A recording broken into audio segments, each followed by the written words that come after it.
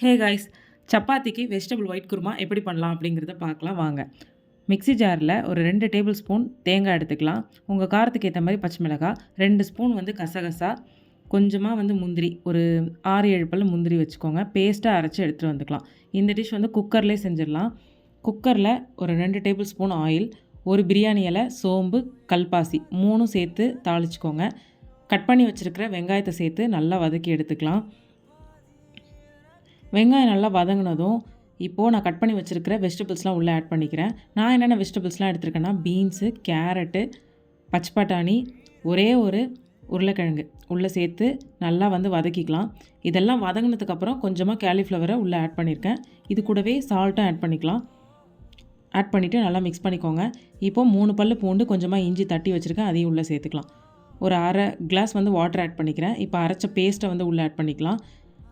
Add பண்ணி நல்லா mix பண்ணி விட்டுருங்க. கொஞ்சமாக தண்ணி சேர்த்துக்கிறேன். ரொம்ப திக்காக இருந்துச்சுன்னா குக்கரில் அடிப்பிடிக்கும். கொத்தமல்லி தழை, புதினா, கருவேப்பிலை சேர்த்துட்டு குக்கரை மூடிட்டு ஒரே ஒரு விசில் லோ ஃப்ளேமில் வச்சு இறக்குனிங்கன்னா நம்ம வெஜிடபிள் ஒயிட் குருமா ரெடி. சப்பாத்திக்கு ரொம்ப டேஸ்ட்டாக இருக்கும். இது மாதிரி சிம்பிளான ரெசிபீஸ்லாம் வேணும்னா நம்ம சேனலை மறக்காமல் சப்ஸ்கிரைப் பண்ணி வச்சுருங்க. இன்னொரு இன்ட்ரெஸ்டிங்கான வ்ளாகில் உங்கள் எல்லோரையும் மீட் பண்ணுறேன்.